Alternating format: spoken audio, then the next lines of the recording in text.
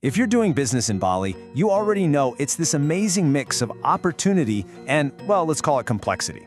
But something pretty fundamental is changing right now in how the rules get enforced. And it's something you really need to know about. So let's dive into what shifted. So, here's the big question we're all facing on the island.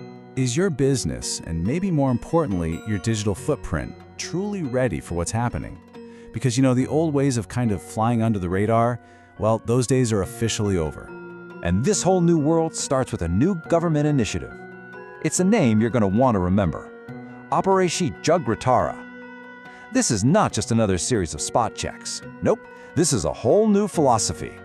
So, to be super clear about what this is, Operation Jagratara is a nationwide intelligence-led operation.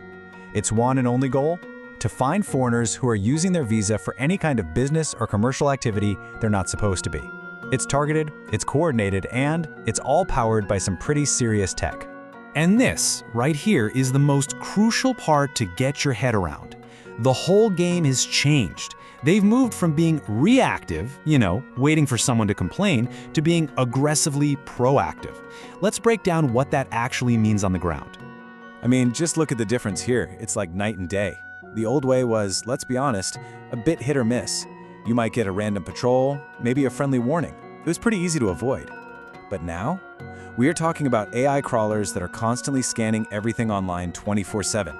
They're automatically cross-referencing databases, and the second something doesn't line up, bam, it's flagged. So officers aren't just showing up randomly anymore. They're walking in with a printout of digital evidence already in their hands. And these are the actual tools making it all happen. You've got AI that never sleeps, just scanning sites like Airbnb, Agoda, and Instagram. If your name pops up as a host, it's instantly checked against the official immigration database, which is called SimKim. If your name is there but you don't have the right work permit, you're flagged. Oh, and on top of all that, they've got facial recognition running at the airport. It is a full-on, comprehensive digital dragnet. So with this new system firing on all cylinders, it is absolutely vital to understand what your potential exposure is, because the consequences, they're way more serious than a lot of people might think. This is really about protecting everything that you've built here. The technology is smart. It's targeted. So you're probably asking, okay, who is really in the crosshairs here? Who is most likely to get flagged by this new system?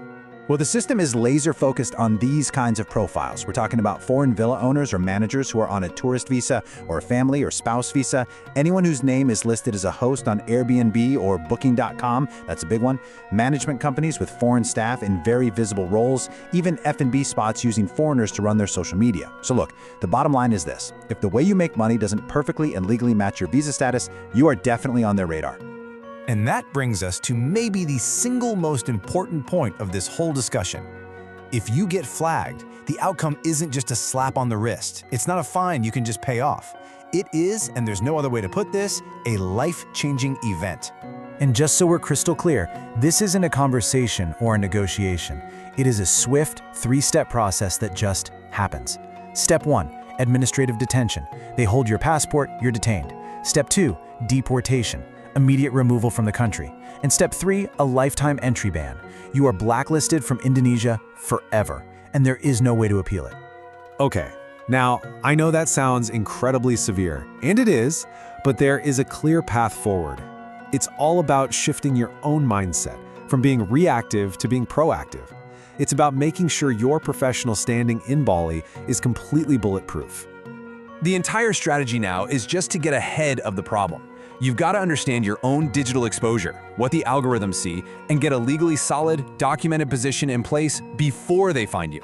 It's all about controlling the situation by being prepared. And in fact, the source material that this whole explainer is based on actually outlines a specific service designed for this exact situation, a proactive compliance assessment. It's a structured, methodical way to get that clarity you need.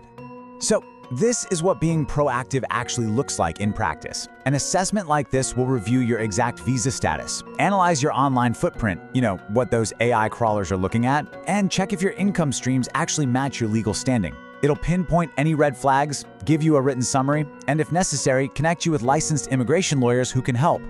And really, it all just boils down to this simple question, right? In a community like Bali, where your reputation is absolutely everything, how important is it to protect your professional image and the business you've worked so hard to create?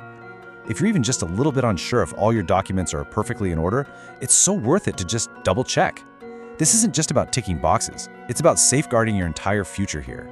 So if there's one thing to take away from all this, it's this. In this new era of AI enforcement, how you appear online isn't just marketing anymore. Your digital footprint has become, quite literally, your single greatest liability. So the real question is, what does yours say about you?